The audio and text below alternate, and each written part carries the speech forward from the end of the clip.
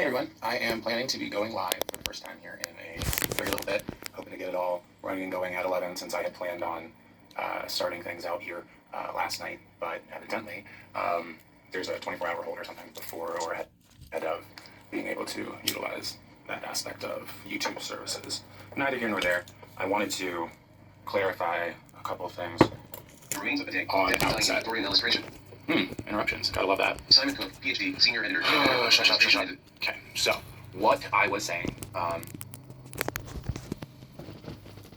know there are people that won't be happy that I'm here, that I'm talking to the world effectively, but I need to. It's been too much to bear anymore being told, your story matters, and just the finer aspects and details of some of the things that I've weathered. I've given a lot of deferential respect and compassion to nearly everyone that I can reasonably summon to mind that has hurt me.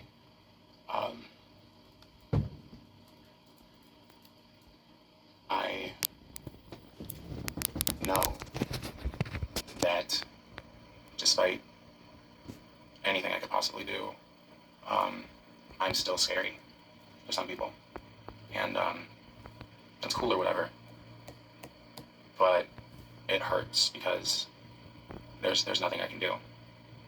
All the same, I'm not perfect. I have my innate learned trauma-related biases against certain aspects of ways you can describe and categorize people, but the fact of the matter is, I don't know what I was saying anymore, because I got distracted by trying to frame this crap right. I got a little light and everything, so I don't have to hold and shaky cam things. So I don't have to hold and shaky cam things, but yeah, well, I am starting from precisely, well, I can't say zero experience, because I did get to play Kid Picks for a grand total of maybe 20 minutes. Free play, able to explore and do shows at 20 minutes in my entire K through 12. That's just so wild to me to think about. There are people that are my age that had Kid Picks at home, and wild, but not trying to. I don't need sympathy. There are good reasons that some people out there would have to want to tear me down and to make me feel unworthy of my life, unworthy of forgiveness, unworthy of grace. And I thank God that I know that's not true. By virtue of some finer aspects of who I am, I have ended up spending a lot of time alone. And still in effort to not hurt anybody that I've ever cared about, in spite of whatever. I just really want you to know that anything I say, I mean from the depths of my heart. I know the power of the word. I know speaking with intention and purpose and fluency of just different colors and textures and strokes of beauty that have created the rich tapestry of humanity that we get to marvel at from a bird's eye view, from the palm of our hands, from the other side of the screen. Knowledge is free now, and we still act as though we're trapped and are a victim to circumstance, and that's wild. It's really wild. I'm going to defer to not beginning every video here on out with a rattle-on disclaimer about any similarities to persons living or dead, fictional or non. Any such instances are completely coincidental. This is a channel of entertainment value, of a outlet for me to live my passions in a way that society has, in no uncertain terms, barred me from participating in by virtue of things I can't change. So I'm a free agent, working for myself. been unemployed for going on 3 months now, and I am at the edge of financial ruin, and it sucks that you more often than not have to get to that rock bottom to serve as a jumping off point, or at the very least a stabilization point, because when you feel like you've been falling, when you have deja vu so strong and feel so trapped by circumstance and so utterly alone and disinherited and unwelcome in places you've been your whole life, it's damaging. And my brain already has a firmament of understanding about myself, and that opinion is only valuable to me, and it's the only opinion that's valuable. Same can be said for each and every one of you. Don't take your self-worth or your cues to gauge your fail-success rate at this go-round in this life. It's not worth it. When people give you compliments, don't treat it like a burden. I've heard a time or two that I am kind of stingy with compliments, and I was definitely into my late 20s before I really stopped, like, physically at compliments, because, you know, nobody wants that. That's like being a vending machine trying to take a wrinkly dollar. Take my wrinkly dollar. I just want a soda.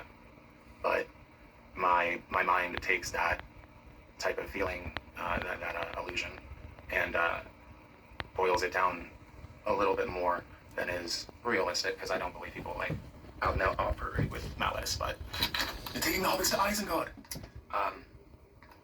I just think that I lost my train of thought because I looked up in this camera and I was like, oh, okay, Legolas. That's what we're working with right now. Word stuff things. Yeah, I'm going to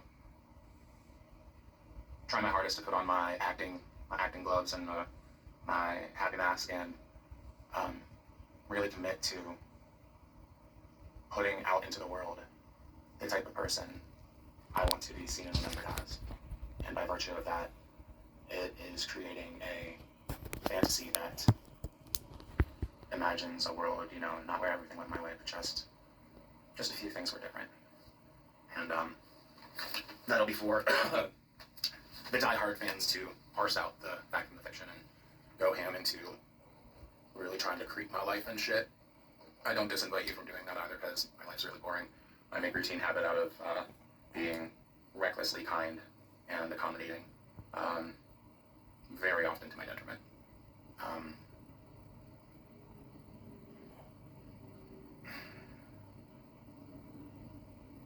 2 days ago, I was in a situation where I was captive to an expected social nicety that I wasn't even beholden to anymore. It had been beaten into me enough as something that I needed to do that makes it harder for me, because I have to be on, and I have to be thinking of like not what I feel, not what is comfortable for me, but rather what is expected. With the situation on Saturday, you know, if I were emotionally resilient and not given to mystical thinking and dark, swirling thoughts, and it's just, if I weren't that person, I wouldn't be me. I don't often stand up for myself, but I will walk around the corner and tell people that I feel close to, or people that I trust, what's going on, because I just don't understand some people sometimes. And you don't have to, like, I shouldn't expect to be able to understand everyone and everything. And I understand that enough that I understand when people have baseless, unfounded, convoluted, or real and genuine reasons to despise my very existence. But there comes a point where you have to stow the past where it's already laying, and put a good foot forward.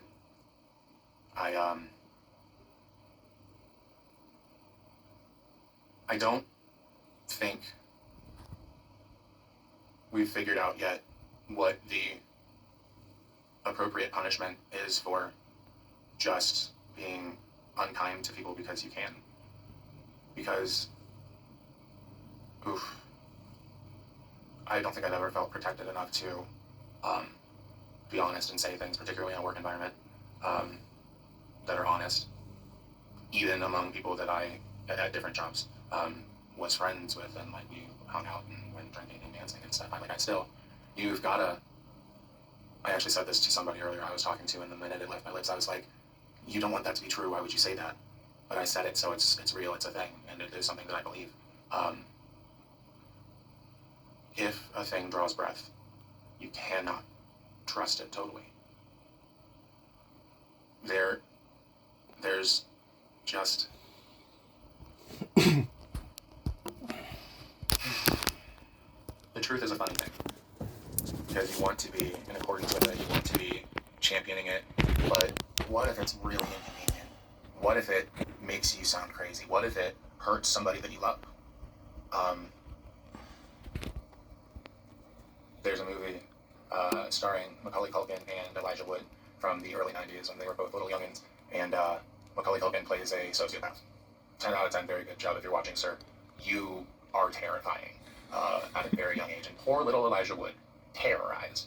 I wouldn't be surprised if you two didn't have to get therapy explicitly for the rigors of that show. But in that story, I'm going to spoil it here a little bit, so go ahead and skip a little bit until I put my hand down. In this story, a woman has to take in her family member's kid, and by the end of it, she knows that her kid isn't well, but she also doesn't think there's any saving him.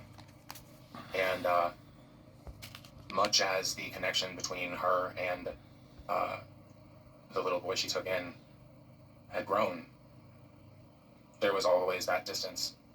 But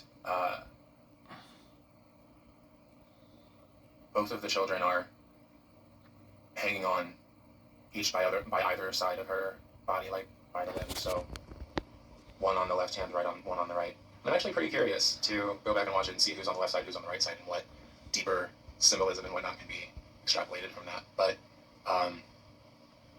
she ends up saving the family member that's not her son. Probably because Macaulay Culkin's like, save me, drop him. And if you're trying to, doppelganger, like it wasn't a doppelganger situation, because they're both, like they look different. They're not twins, is what I'm trying to say. But, like one tells the truth, one always tells a lie type shit. Yeah. Cool. Well, I'm losing my train here. I'm sorry. I'm really getting lost in thinking about how I want to talk about my life, and I'm still feeling very unsafe about it. I'm still feeling very misunderstood, and I don't think I have the social supports right now, nor the financial security to be as transparent as I would like to be. So, yeah.